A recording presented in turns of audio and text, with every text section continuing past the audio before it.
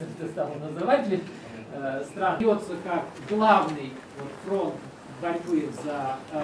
идеологически от Атлантического океана, от Марокко до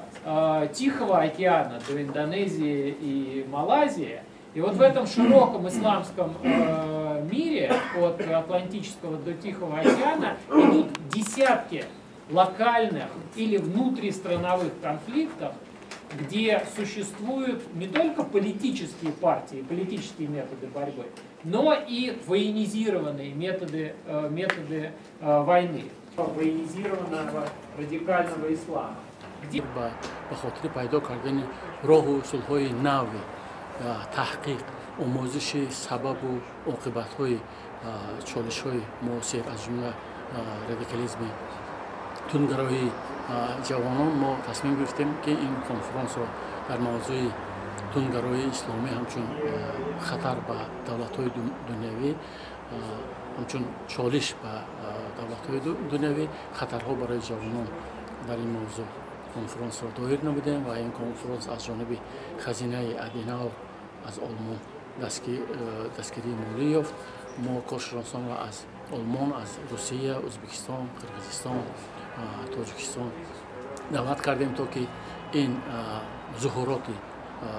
معاصر را پورا به بحث کشیم و این آغاز بحث‌های جمعیتی در اطراف تندگرایی اسلامی در جامعه باشد و برای پیشگیری کردن چنین ظهورات توصیه‌ها آماده کنید. به نظرتون شما همچون یک متخصصی که در وسایل اخبار عموم فعالیت میکنید، همین این ایکوس تندگرایی در مطبوعات تاجیکستان مثل اون است که مثلا در مطبوعات غرب است یا اینکه یگان فرقیتی است؟ متاسفانه در انعکاس یا پوشش خبری این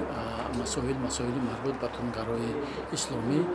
در رسانه‌های تاجیکستان با طلبات موافق نیست و ما بسیار می‌خواستیم که در انعکاس این موضوع نه فقط جنبه اطلاعاتی و اعتبار گرفته شود بلکه جنبه‌های تحلیلی درباره سبب و عاقبت‌های پیوستن جوانان به تندگرایی اسلامی مورد تحقیق و انعکاس باشد و بسیار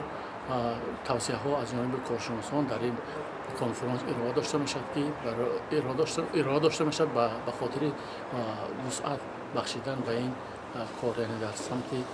پوشش خبری تندگرایی در جامعه. تشکر. یک سوال آخرین، همین تندگرایی اسلامی که یک اصطلاحی که استفاده میکنند، آیا تنها در کشورهای مسلمانشین است یا کشورهایی است که مثلا کشورهای غربی هم چنین اصطلاح چنین رویه ها و حالت ها وجود دارد؟ من شما رو فهمیدم. متاسفانه تندگرایی اسلامی نه فقط خاص جامعه های مسلمانی است بلکه در جامعه های غرب از جمله در آلمان، در دیگر دولت های غرب